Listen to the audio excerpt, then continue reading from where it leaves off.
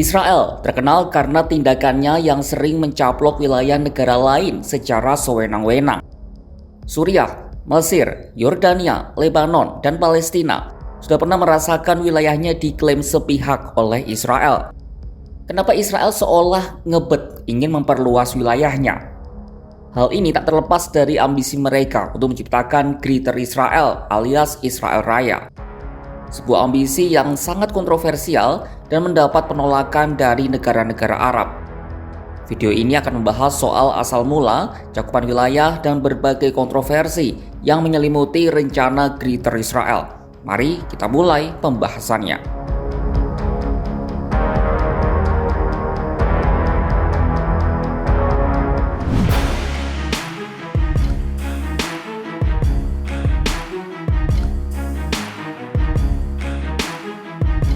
Israel Raya alias Greater Israel merujuk pada gagasan perluasan wilayah dan kedaulatan Israel. Gagasan ini bersumber dari ayat soal tanah terjanji yang disebutkan dalam Alkitab. Gagasan ini tertulis di pintu masuk Knesset yang berbunyi, dan ketika Tuhan menampakkan diri kepada Abraham, Ia memberinya tanah suci dari Nil hingga Efrat. Tapi seluas apakah wilayah dari sungai Nil hingga sungai Efrat itu? Coba lihat peta ini. Cakupan Greater Israel meliputi sebagian wilayah Mesir, Arab Saudi, Yordania, Gaza dan tepi barat, Irak, Suriah, bahkan hingga ke Turki bagian selatan.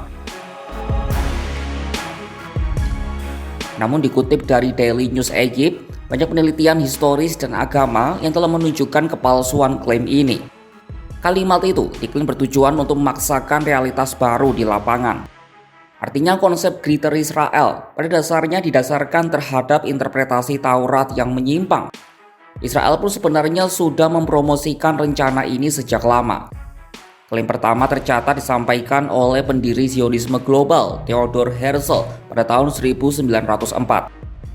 Pernyataan ini juga pernah digaungkan oleh Rabbi Fisman selama kesaksiannya di hadapan Komite Khusus PBB pada tahun 1947. Sejumlah aktivis Israel juga beberapa kali mengedarkan peta ini di Facebook dan menyebutnya sebagai Greater Israel atau Kerajaan Daud. Meski demikian, masyarakat Israel sendiri sebenarnya tidak satu suara soal batas negara dalam Greater Israel. Bagian orang menganggap Greater Israel meliputi tepi barat, semenanjung Sinai, dan dataran tinggi Golan. Namun dikutip dari media The Week, tidak semua orang Israel memahami Greater Israel seperti itu. Beberapa dari mereka menganggap Greater Israel seperti tertulis dalam Alkitab, yakni hamparan tanah dari sungai Efrat hingga sungai Nil. Ini jugalah yang membuat sejak awal berdirinya pada tahun 1948, Israel selalu memiliki masalah dengan batas wilayah. Mereka tak pernah punya batas wilayah yang diakui sepenuhnya. Sepanjang sejarah, batas wilayah Israel dengan tetangganya, yakni negara-negara Arab pun berubah dan terus bergeser. Entah karena perang, aneksasi, gencatan senjata, atau perjanjian damai.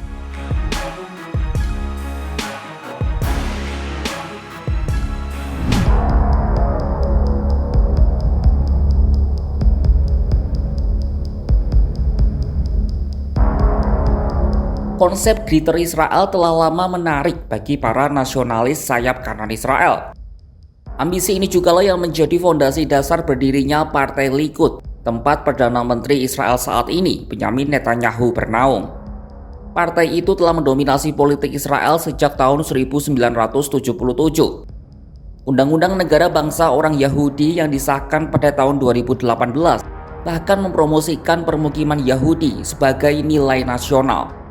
Permukiman tersebut yang banyak dibangun di tepi barat disebut dalam undang-undang sebagai hak eksklusif yang tidak dapat dicabut. Padahal permukiman Israel di tepi barat yang hingga tahun 2024 setidaknya dihuni oleh sekitar 700.000 orang merupakan permukiman ilegal. Permukiman ini melanggar berbagai hukum internasional dan resolusi Dewan Keamanan PBB. Kekhawatiran akan pendudukan Israel juga terjadi di Lebanon Selatan. Dewan Keamanan PBB menyampaikan kekhawatiran serius soal nasib pasukan penjaga perdamaian mereka yang beberapa kali diserang oleh personel Israel Defense Force atau IDF. Sejumlah analis menduga tindakan IDF di Lebanon bertujuan untuk membangun kembali zona penyangga, seperti yang pernah mereka lakukan antara tahun 1982 hingga 2000. Namun segala kecaman dari dunia internasional tak digubris oleh Tel Aviv. Mereka bahkan sudah menggambar ulang peta mereka secara terang-terangan. Menteri Keuangan Israel Bezalel Smotrich pernah memicu kontroversi dengan menyebut negaranya akan secara bertahap memperluas kendali atas sejumlah negara tetangga, meliputi Yordania, Lebanon, Mesir, Suriah, Irak, dan Arab Saudi. Tindakan tak kalah kontroversial dilakukan Netanyahu selama pidatonya di Majelis Umum PBB pada tanggal 27 September 2024. Saat itu Netanyahu membawa dua peta yang menggambarkan tepi barat dan jalur Gaza sebagai bagian dari Israel. Keseriusan Tel Aviv juga bisa kita lihat dari penggunaan emblem Greater Israel yang dikenakan oleh militer Israel. Foto emblem ini sempat menjadi perbincangan hangat di media sosial. Unggahan itu pun memantik kemarahan dari sejumlah warganet yang melihatnya. Sejumlah pihak menilai Israel menunjukkan sinyal jelas bahwa mereka ingin memperluas perbatasan dan menolak penyelesaian apapun yang bertentangan dengan agenda ini.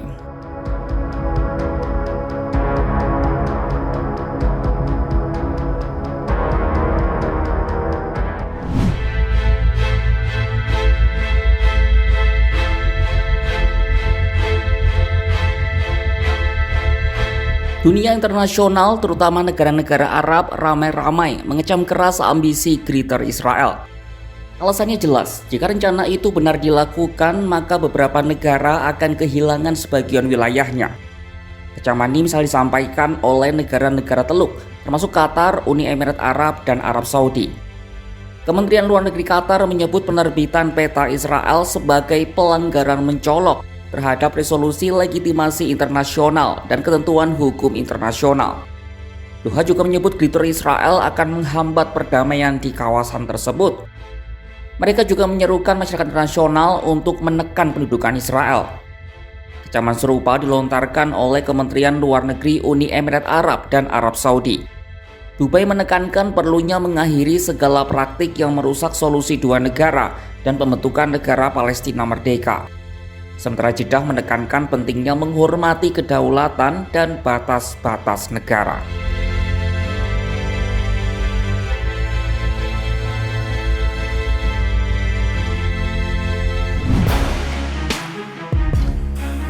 The Greater Israel alias Israel Raya menjadi ambisi kontroversial Israel yang mengundang banyak kecaman. Bagaimana tidak, jika benar diimplementasikan, Greater Israel akan mencaplok banyak wilayah negara tetangga Israel. Asal mula gagasan ini pun banyak dikritik karena dianggap merupakan penyimpangan dari Taurat. Namun para pejabat Israel seolah tutup telinga dan justru gencar mempromosikan rencana ini. Apakah Tel Aviv masih akan terus menggaungkan Greater Israel atau pada akhirnya hanya sekadar menjadi angan-angan? Saksikan perkembangan informasi seputar Timur Tengah hanya di kanal YouTube Kompas.com.